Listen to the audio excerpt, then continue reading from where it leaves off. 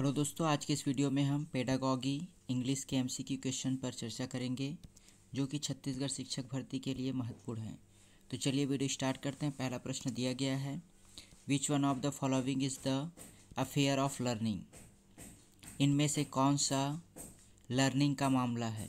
पहला ऑप्शन है पर्सनल, दूसरा है सोशल, तीसरा है नेचुरल और चौथा है ऑल ऑफ द अबव। तो इसका सही आंसर होगा दूसरा ऑप्शन सोशल। सीखने का जो मामला है वह सामाजिक है। अगला प्रश्न है, the emphasis from teaching to learning can be shifted by. पहला ऑप्शन है adopting child central pedagogy, second option है encouraging rote learning, third option है एडॉप्टिंग फ्रंटल टीचिंग और फोर्थ ऑप्शन है focusing on examination result. Question में बोला गया है कि टीचिंग से लर्निंग को कैसे जोड़ दिया जा सकता है, इसे कैसे शिफ्ट किया जा सकता है।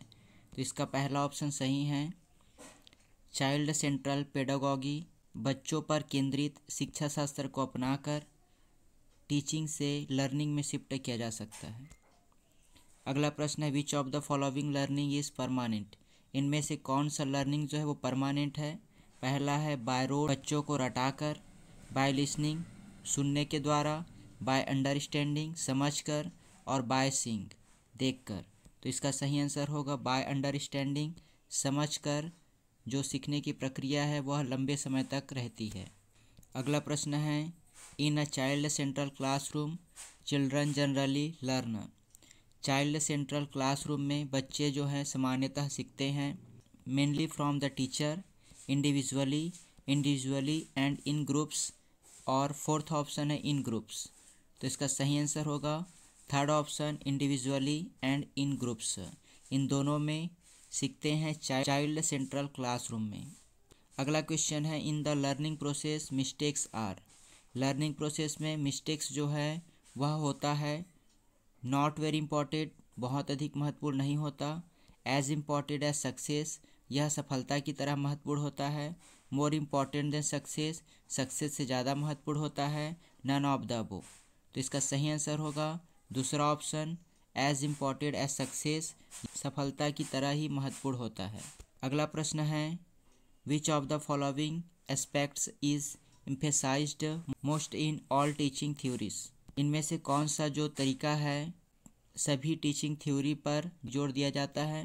पहला है क्लासरूम इंट्रैक्शन, दूसरा है presentation of the content, third है प्रिपरेशन ऑफ द इन्वायरमेंट और फोर्थ है इंक्वायरी ऑफ नॉलेज। तो इसका सही आंसर होगा ऑप्शन ए क्लासरूम इंट्रैक्शन। इसे जितने भी टीचिंग थ्योरी है उसमें इस पर जोर दिया जाता है।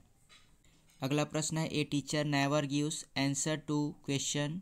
टीचर जो है वह प्रश्नों का उत्तर कभी नहीं देता खुद से। सी इनकरेज, वह प्रोत्साहित करता है अपने बच्चों को आंसर देने के लिए। And have group discussion and adopt collaborative learning, और वह ग्रुप डिस्कशन को प्रोत्साहित करता है और समूह में सीखने को। This approach is based on the principle of, यह जो अप्रोच है वह किस प्रिंसिपल पर आधारित है।